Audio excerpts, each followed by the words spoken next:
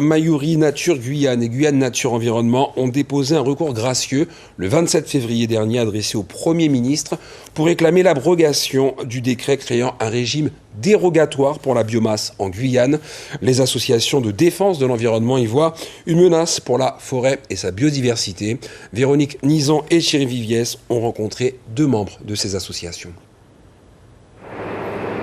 Rendez-vous pris proche du site de la centrale biomasse récemment mis en exploitation à Sinnamary.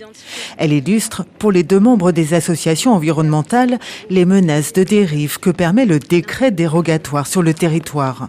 Ce décret, pour nous, en fait, il constitue une violation de ce qu'on appelle le principe de non-régression. En fait, on est en train de revenir en arrière sur les normes environnementales qui sont censées garantir la protection du milieu forestier, mais aussi la protection des surfaces agricoles, des terres, de la biodiversité et du climat en Guyane. Il permet aussi, du coup, d'inciter finalement à déforester des parcelles pour les valoriser financièrement et en plus de ça, à obtenir, alors qu'on ne respecte pas les normes environnementales les plus essentielles, d'obtenir des aides d'État pour financer cette énergie qui en fait n'a plus rien de vert. Les associations visent surtout l'industrie de la biomasse. Jusqu'à présent, les petites centrales brûlent pour l'essentiel des déchets de scierie. Mais celles à échelle industrielle peuvent, grâce au décret, se fournir directement sur des plantations de bois de chauffe pour alimenter leurs fourneaux, dérangeant ainsi aux lois européennes en matière d'énergie renouvelable et de réduction des émissions de gaz à effet de serre.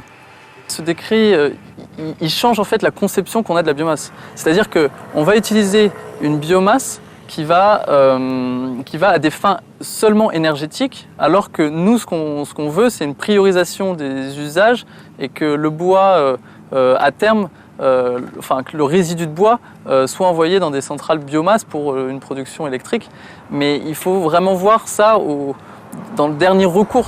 En plus de l'utilisation de terres agricoles, le décret permet d'étendre une monoculture de bois sans aucun garde-fou. C'est un non-sens écologique.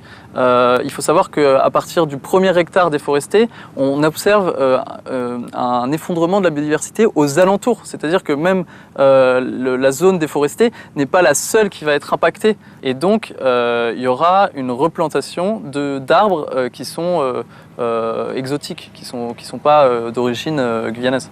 Les 2 associations envisagent un recours contentieux auprès du Conseil d'État en cas d'absence probable de réponse à leur première action. Cette information